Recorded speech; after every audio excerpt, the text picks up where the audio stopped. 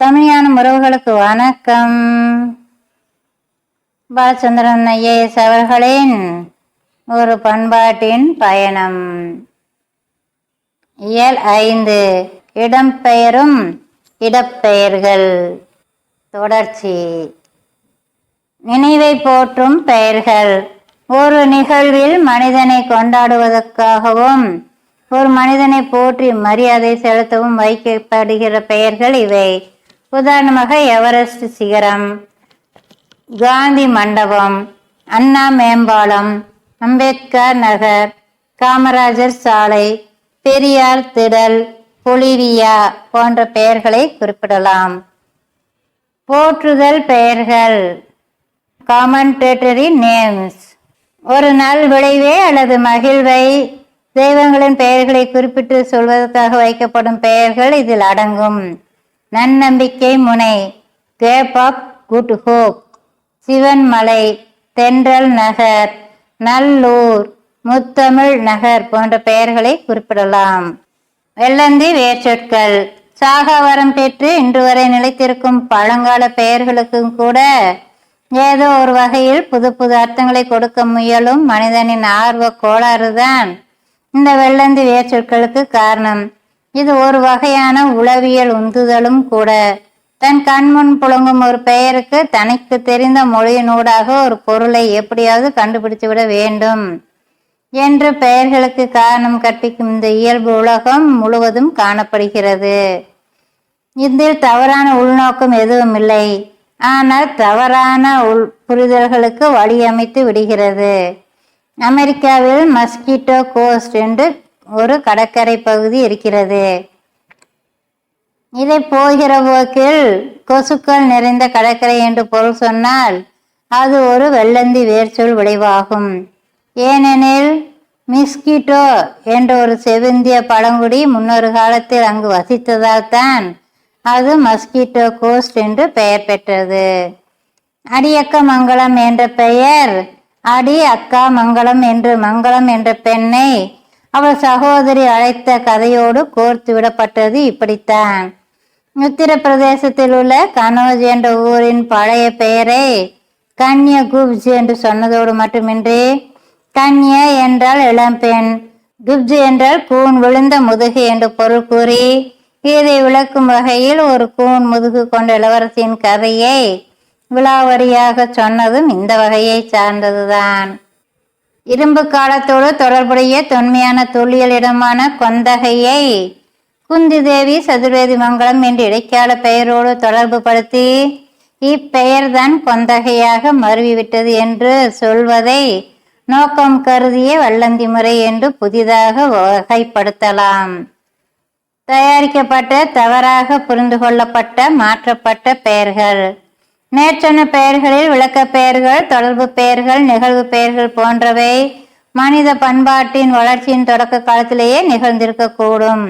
ஏனென்றால் மலை என்பதை மலை என்றும் குன்று என்பதை குன்று என்றும் தொல் மனிதர்களை விளக்கிவிட்டு போயிருப்பார்கள்.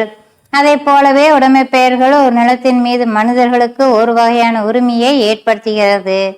நினைவை போற்றும் பெயர்கள் அடையாளப்படுத்தும் மற்றும் வரலாற்று முயற்சியின் விளைவாகும்.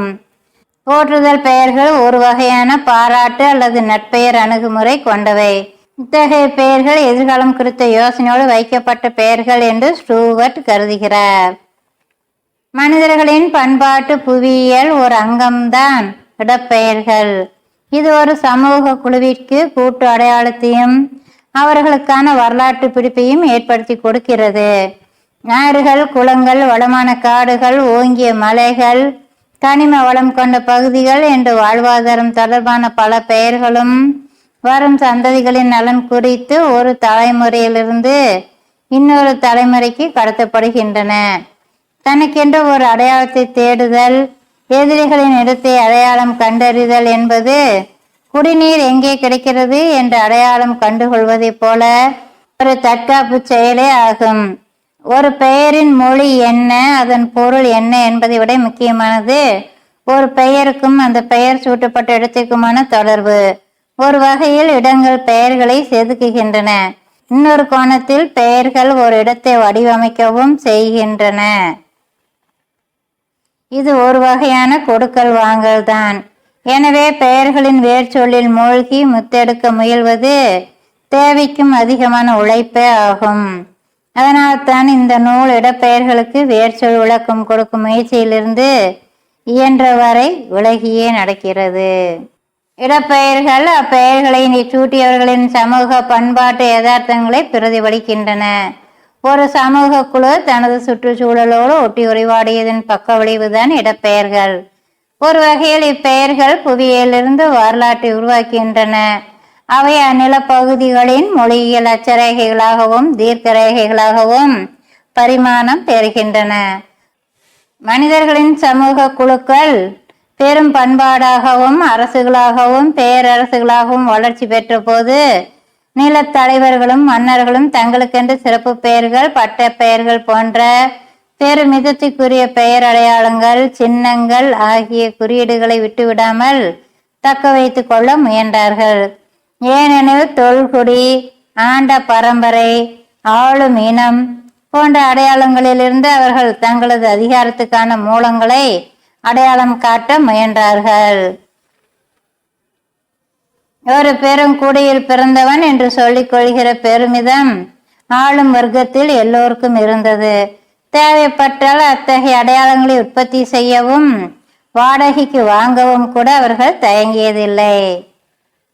பெயர் புலங்களை தூக்கி சுமக்கும் மனிதர்கள் ஒரு குறிப்பிட்ட பெயர்களை இடங்களுக்கு சூட்டுவதும் அந்த பெயர்களை தொடர்ந்து தங்களது பண்பாட்டு மரபில் தக்க வைத்துக் கொள்வதும் பின்பு புலப்பெயர்களின் ஊடாக ஒரு நிலப்பகுதியிலிருந்து இன்னொரு நிலப்பகுதிக்கு அப்பெயர்களை தங்களது நினைவுகளில் சுமந்து சென்று மீண்டும் பயன்படுத்துவதும் ஒரு தொடர் நிகழ்வு.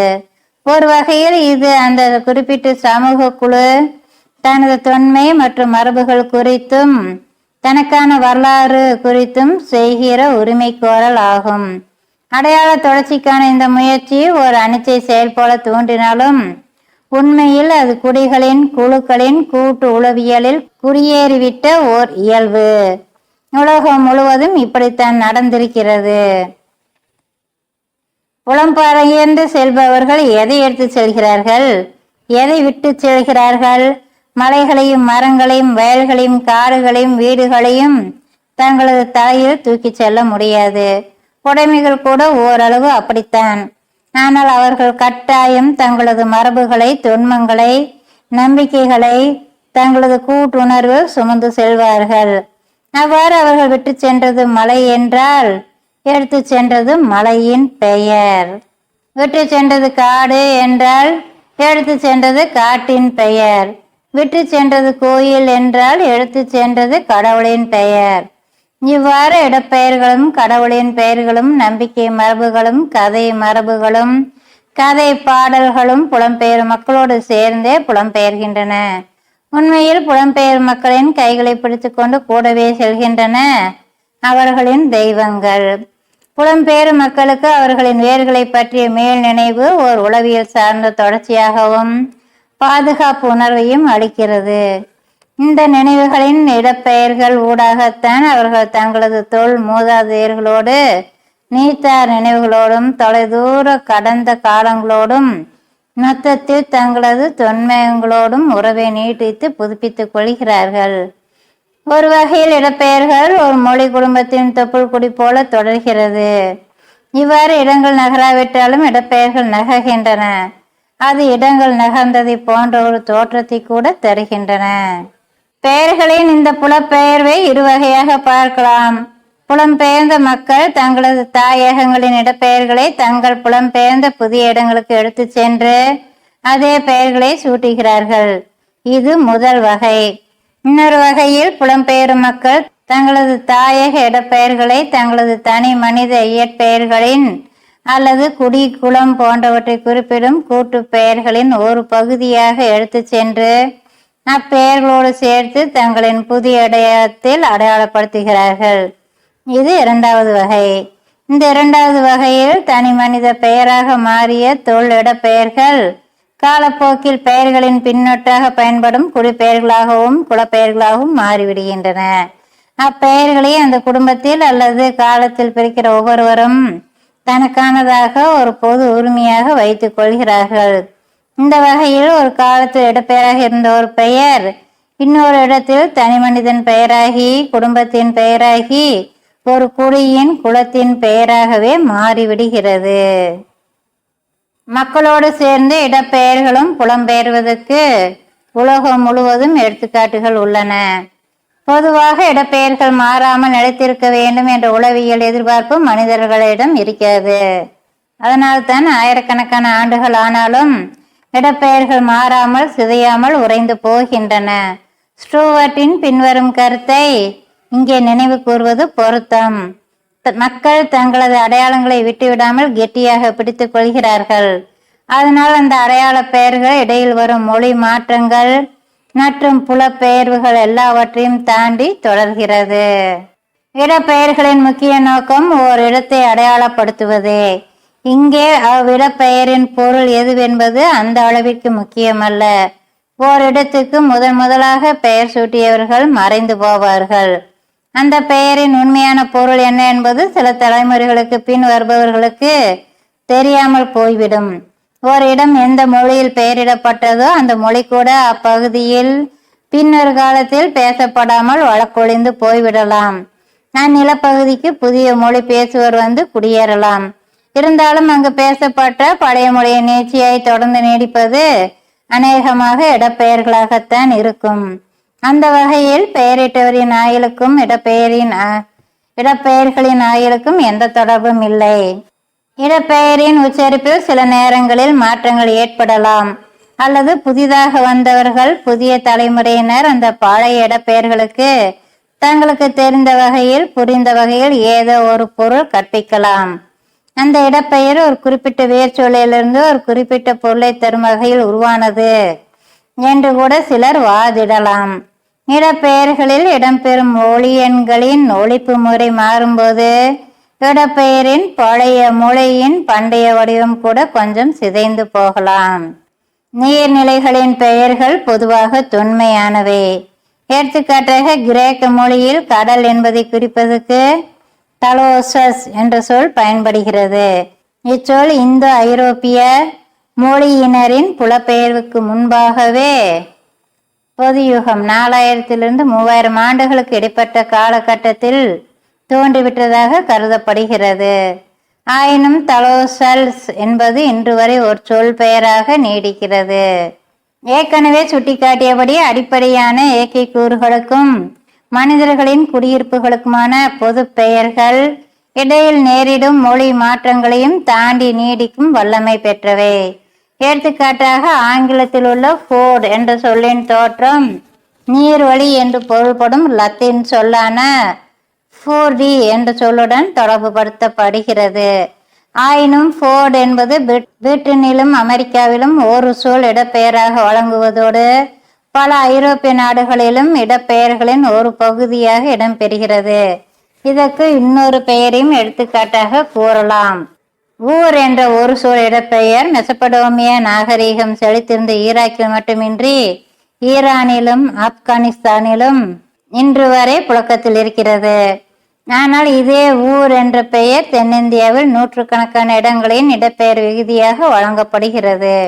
அந்த வகையில் ஒரு சொல் இடப்பெயர்கள் தொல் பழங்கால புலப்பெயர்வுகளின் தடங்களை மீட்டுருவாக்கம் செய்ய மொழியியல் மைல்கற்கள் போல உதவுகின்றன. இது பற்றி விரிவாக பின்வரும் இயல்களில் பார்ப்போம். சிந்துவெளி பண்பாட்டையும் தென்னிந்திய திராவிட இடப்பெயர்களையும் ஒப்பிட்டு விளக்கும் போது இந்த ஒரு சொல் இடப்பெயர்கள் விரிவாக பேசப்படும். நிகழ்காலத்தில் புழக்கத்தில் உள்ள பல இடப்பெயர்கள் பழைய ஆவணங்களில் அல்லது இலக்கியங்களில் குறிப்பிடப்படவில்லை என்ற ஒரே காரணத்தை வைத்து அந்த பெயர்கள் அண்மையில் தோன்றியவை அல்லது நவீனமானவை என்ற முடிவுக்கு வந்துவிட முடியாது. இன்னும் சொல்ல போனால் ஒரு இடப்பெயர் ஒரு பகுதியில் பேசப்படும் மொழியில் நேரடியான தெளிவான பொருளை புலப்படுத்தவில்லை என்றாலே அந்த பெயர் பழமையானது என்ற முடிவுக்கு வரலாம். இது இந்த நூலாசிரியர் களப்பணிகளில் கண்டறிந்த புரிதல்களில் முக்கியமானது. மனிதர்கள் தங்களது தொல்குடிகளையும் சிற்றூர்களையும் பல்வேறு இடங்களில் உருவாக்கி அவற்றுக்கு பெயர் சூட்டிய தருணங்கள் எப்போது நிகழ்ந்து முடிந்துவிட்டன. அதனால் அடிப்படையான குடியிருப்புகளின் பெயர்கள் உண்மையில் பழமையானவை. அவை காலத்தை வென்று நிற்பவை. இன்னும் சொல்ல போனால் ஒரு இடம் கை மாறும்போது அந்த இடத்தின் பெயரும் சேர்ந்துதான் கை மாறுகிறது. இந்த கொடுக்கல் வாங்கலை பெரும்பாலும் கொடுப்பவரோ வாங்குபவரோ பொருட்படுத்துவதில்லை. உண்மையில் விதிவிலக்காக சில நேரங்களில் சமூக, அரசியல் மற்றும் சமயம் சார்ந்த காரணங்களுக்காக சில இடங்களின் பெயர்கள் திட்டமிட்டு வலுக்கட்டாயமாக மாற்றப்படுவதும் உண்டு. அத்தகைய பெயர்கள் பெரும்பாலும் அரசியல் மற்றும் வரலாற்று முக்கியத்துவம் வாய்ந்த இடங்களின் பெயர்களே அன்றி சாதாரண குடியிருப்புகளின் பெயர்கள் அல்ல. இடம்பெயரும் இடப்பெயர்கள் நாளையும் தொடரும். மீண்டும் சந்திப்போம். நன்றி நண்பர்களே.